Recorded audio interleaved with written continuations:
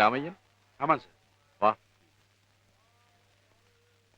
ഇതിനു മുമ്പ് എത്ര പേര് നീ കഴിവിലേറ്റിട്ടുണ്ട്? 8 பேர் சார். എവിടെയൊക്കെ വെച്ച്? 3 பேர் வேலூர்ல, மீதி மதுரையில. கடலை சாப்பிட்றீங்களா? உடம்புக்கு நல்லது சார். அதான். കയർ കൊണ്ടുവന്നിട്ടുണ്ടോ? ஓ, கொண்டு வந்துருக்கேன். ஃபர்ஸ்ட் கிளாஸ் கயிறு. இது ஆட்டோ மணிக்கா தயார் பண்ணிச்சு. அவனுக்கு நேரம் வரல. ആ പിന്നെ കയറ്. இதுல ஏறதுக்குள்ள நம்ம சிவம் போயிரும் போல இருக்கு. சார், நான் யாரோ தூக்குல போடணும்? നിന്റെ തന്തയ്ക്ക്. அவர் போய் 10 வருஷம் ஆச்சே. കേട്ടിട്ടുണ്ടോടാ മരക്കാരെ കുറിച്ച്? இந்த மறைக்காரு, இந்த கருவாடு விற்கிறார் அவரா? കരുവാട് വിൽക്കണ മരക്കാരല്ല. നിന്നെ ഇങ്ങോട്ട് കയറ്റി വിട്ടോ പറഞ്ഞില്ലേ ഹൈദർ മരക്കാരെയാ കഴിവിലേറ്റേണ്ടെന്ന്. ஹைதரா இருந்தாலும் யாரா இருந்தானே எல்லாருக்கும் இந்த கயிறு தான். ഇവൻ ജീവനോടെ തിരിച്ചു ചെല്ലണമെന്ന് ആർക്കാ നിർബന്ധം? അതുകൊണ്ടായിരിക്കും ഒന്നും പറയാത്തത്. ശരി വിട്ടോ.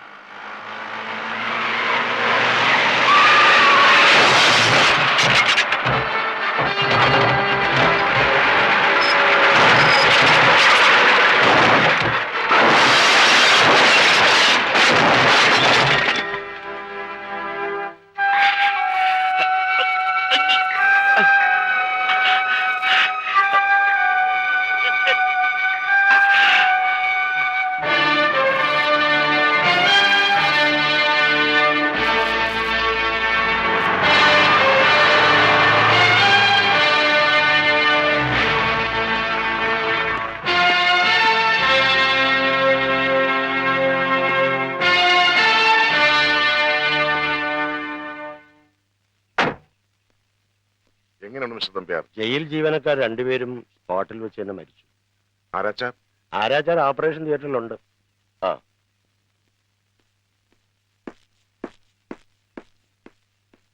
മിസ്റ്റർ ജോസ് തരുമാൻ,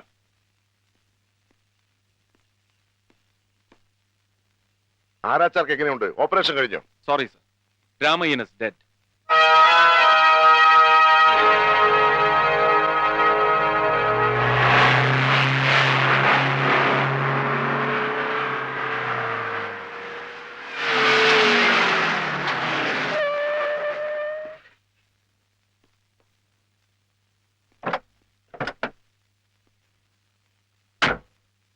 എന്താ? ഹൈദർ മരക്കാരെ തൂക്കാൻ വേണ്ടി തമിഴ്നാട്ടിൽ നിന്നും വന്ന രാമയ്യൻ എന്ന ആരാച്ചാർ ആക്സിഡന്റിൽ പെട്ട് മരിച്ചു. ആ വിവരമൊക്കെ മന്ത്രി കൊല്ലത്ത് വെച്ച് തന്നെ അറിഞ്ഞു. ഒപ്പം ഉണ്ടായിരുന്ന 2 ജയിൽ ജീവനക്കാരും മരിച്ചില്ലേ? DIG എന്താ ആദ്യം പറയാഞ്ഞത്? അതൊരു ആക്സിഡന്റ് ആണെന്ന് ഞാൻ കരുതുന്നില്ല സാർ. ഹൈദറുടെ ആളുകൾ... ആ ലോറി ഡ്രൈവർ ഇപ്പോൾ പോലീസിന്റെ കസ്റ്റഡിയിലില്ലേ? ഉണ്ട്. താൻ ഹൈദറുടെ ആളാണെന്ന് അയാൾ പറഞ്ഞോ? ഇല്ല. ആണെന്നുള്ളതിന് പോലീസിന്റെ പക്കൽ തെളിവുണ്ടോ? ഇല്ല. ആ ലോറി ഹൈദറുടെ ആണോ? അല്ല. പിന്നെ നിങ്ങളുടെ സംശയത്തിന് എന്താ അടിസ്ഥാനം? ഇനി എന്താ വേണ്ടത്? മറ്റേതെങ്കിലും സ്റ്റേറ്റിൽ നിന്ന് ഒരു എക്സിക്യൂഷണറെ... തീഹാർ ജയിലിൽ നിന്നും ഏർവാദ ജയിലിൽ നിന്നും ആരാച്ചാർ വരാമെന്ന് ഏറ്റിട്ട് ഇതുവരെ വന്നില്ലല്ലോ. ഇനി ഏത് സ്റ്റേറ്റിൽ നിന്ന്? അല്ലെങ്കിൽ ഒരു കാര്യം ചെയ്യും, എല്ലാം തികഞ്ഞ ഒരു അക്ഷയപാത്രമാണല്ലോ തന്റെ സുഹൃത്ത് നരസിംഹമന്നാടിയാർ. പറ, ആരാച്ചാരെ എവിടെന്നെങ്കിലും ഉണ്ടായിക്കൊണ്ടുവരാൻ. ജനറലോട് ചോദിച്ചില്ല. നമ്മുടെ ജയിലിലെ ആരാച്ചാരെ കുറിച്ച് ഒരു വിവരവുമില്ലേ? ഇല്ല സാർ. ജയിലിലുണ്ടായിരുന്ന അഡ്രസ്സിൽ അയാളെ കുറിച്ച് അന്വേഷിച്ചു നോക്കി. പെൻഷൻ ആയതിനു ശേഷം ആളവിടെ താമസം മാറി. എവിടേക്കാണ് മാറിയതെന്ന് നാട്ടുകാർക്ക് പോലും അറിയില്ല. ഡെത്ത് വാറന്റ് ആയി കഴിഞ്ഞതാ. അതുകൊണ്ട് ആഭ്യന്തരമന്ത്രി ആരാച്ചാരെ അന്വേഷിച്ചു പോണോ? പകരം ഒരാളെ കിട്ടുന്നത് വരെ execution നീട്ടിവെക്കുക.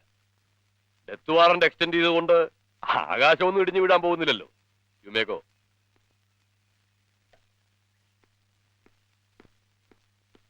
Mister Marar. Sir. Mister Marar, നമ്മുടെ ഡോഗ് സ്ക്വാഡിൽ ഒരു പട്ടി പ്രസവിച്ചു എന്ന് കേട്ടു. എന്റെ ഭാര്യയ്ക്ക് ഒരു പട്ടിക്കുട്ടിയെ വേണം. സാർ.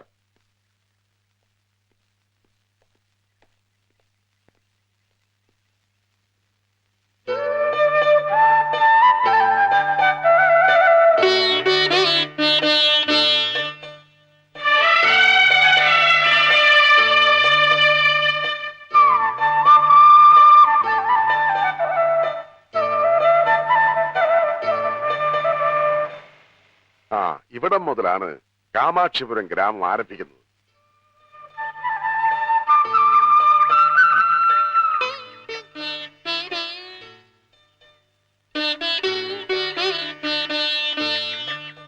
രത്നരുമാൻ ആദ്യമായിട്ടാണ് കാമാക്ഷിപുരത്തേക്ക് വരുന്നതല്ലേ?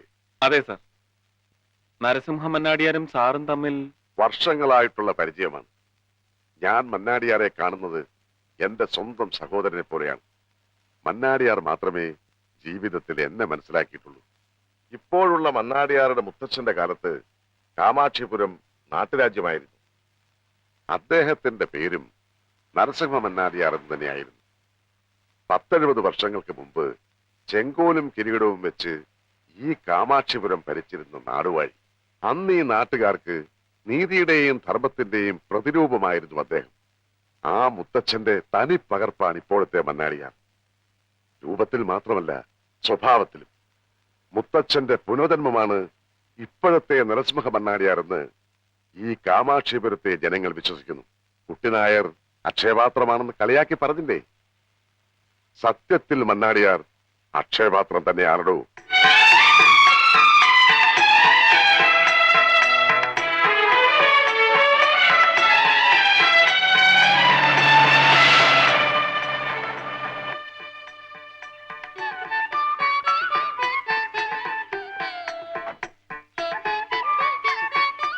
മന്നാടിയാറില്ലേ?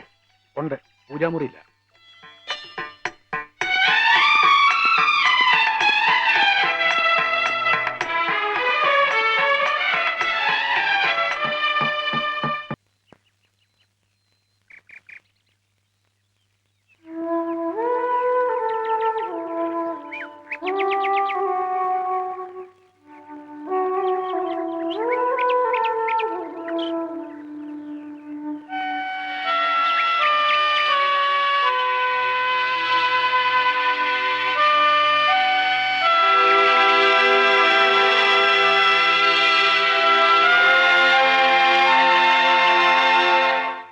അരുത്, കാരണമില്ലാതെ ആ മണി ഉപയോഗിക്കരുത്.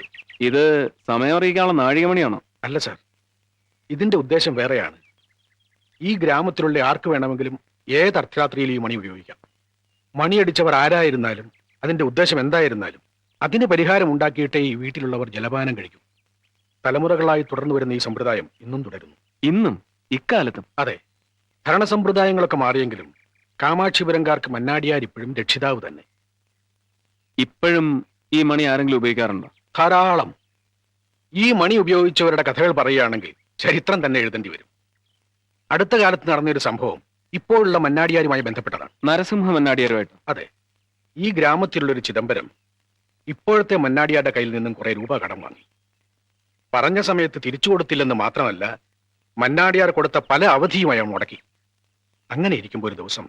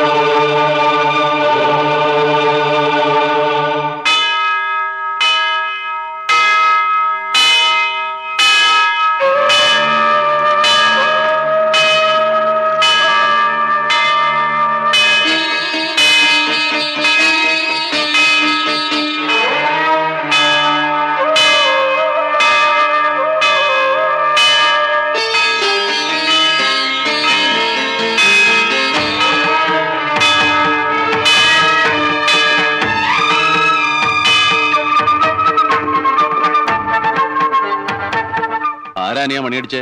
അറിയില്ല ചേട്ടാ.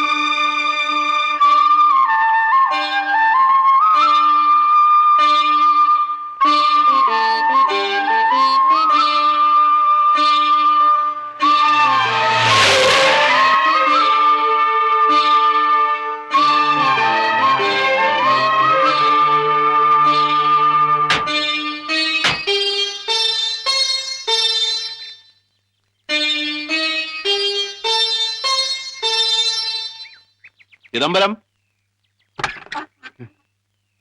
അയ്യോ, തമ്പുരാനും.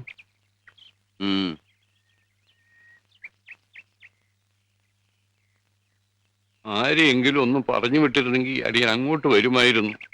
ഇവിടെ ഇപ്പൊ ഇരിക്കാൻ കൂടിയൊന്നും വേണ്ട. ആരായി കത്തെഴുതിയത്? കത്തോ? എനിക്കൊന്നും അറിഞ്ഞുകൂടാ തമ്പുരാനെ. ആരാ മൈഥിലി? മൈഥിലി എന്റെ മോള. വിളിക്കവളെ. മൈഥിലി.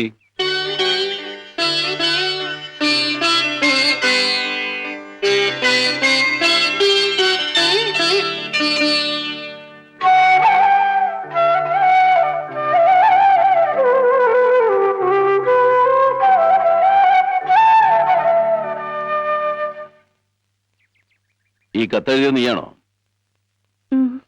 ഒന്ന് വായിക്കേ. വായിക്കാൻ.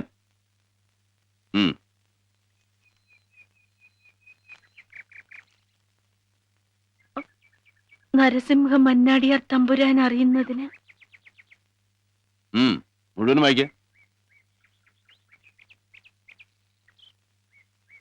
കച്ചവടത്തിൽ മുൻപരിചയമില്ലാത്ത അടിയന്റെ അച്ഛൻ അങ്ങയിൽ നിന്നും വായ്പ വാങ്ങിയ കാശ് അറിവില്ലാത്ത കച്ചവടം ചെയ്ത് മുഴുവൻ കളഞ്ഞു കുളിച്ചു. മഹാമനസ്കനായ അങ്ങ് പല അവധികളും നൽകിയെങ്കിലും അച്ഛന് വാക്ക് പാലിക്കാൻ കഴിഞ്ഞില്ല. വാങ്ങിച്ച തുക ഒരിക്കലും തിരിച്ചു തരാൻ കഴിയില്ല എന്നറിയാമായിരുന്ന അച്ഛൻ ആ സത്യം അങ്ങയോട് തുറന്നു പറയാതെ വീണ്ടും വീണ്ടും അവധി ചോദിച്ചത് അങ്ങയോടുള്ള ഭയം കൊണ്ടാണ്. അങ്ങയെ പേടിച്ച് ആത്മഹത്യ ചെയ്യുമെന്ന് പറഞ്ഞപ്പോ ഞാൻ ആകെ തളർന്നു. ഈ വീട്ടിൽ ആകെ വിലപിടിപ്പുള്ള എന്റെ ആഭരണങ്ങളും ഈ 10 സെന്റ് പുരയിടത്തിന്റെ പ്രമാണവും ഈ കത്തിനോടൊപ്പം വച്ചിട്ടുണ്ട്. ഇവ വിറ്റ് കിട്ടുന്ന പണം അങ്ങയ്ക്ക് തരാനുള്ള പണത്തിന്റെ ഒരംശം പോലും ആകില്ലെന്ന് എനിക്കറിയാം. മറ്റൊരു പോംവഴിയില്ലാത്തത് കൊണ്ടാണ് ഇങ്ങനെ ചെയ്യുന്നത്. അങ്ങ് കനിയണം. വിനയത്തോടെ, ചിദംബരത്തിന്റെ മകൾ മൈഥിലി. നിങ്ങളല്ലേ മകളെ കൊണ്ട് ഇങ്ങനെ ഒരു ദയാഹർജി എഴുതിപ്പിച്ചത്? എന്റെ കാമാക്ഷിപുരത്ത് അമ്മയാണ്. ഈ കത്തിനെ കുറിച്ച് എനിക്കൊന്നും അറിഞ്ഞുകൂടാ തമ്പുരാനെ. അച്ഛൻ അറിയാതെയാണ് ഞാൻ ഈ കത്തെഴുതിയത്.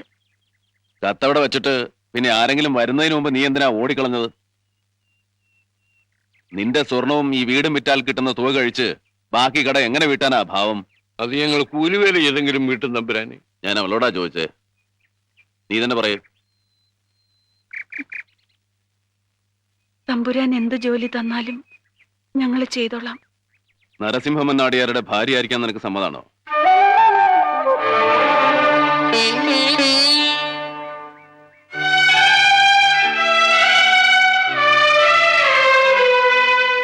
തമ്പുരാൻ എന്താ ഈ പറയുന്നത്? അങ്ങയുടെ നിഴലറ്റത്ത് പോലും നിൽക്കാനുള്ള യോഗ്യത ഞങ്ങൾക്കില്ല. എടയങ്ങടെ കുലവും ഗോത്രവും ഒന്നും ഞാൻ ചോദിച്ചില്ല. വിവാഹം തീരുമാനിച്ചത് മന്നാടിയാരാ. മൈഥിലിക്ക് എന്നെ ഇഷ്ടമാണെങ്കിൽ അടുത്ത ശുഭമുഹൂർത്തത്തിൽ കാമാക്ഷിപുരം ക്ഷേത്രത്തിൽ വെച്ച് അവൾ നരസിംഹ മന്നാടിയാരുടെ ഭാര്യയാവും. മണിത്താലിയായ കഥ കൊള്ളാലോ. ഇനിയുണ്ട് ഇതുപോലെ രസകരങ്ങളായ പല കഥകളും.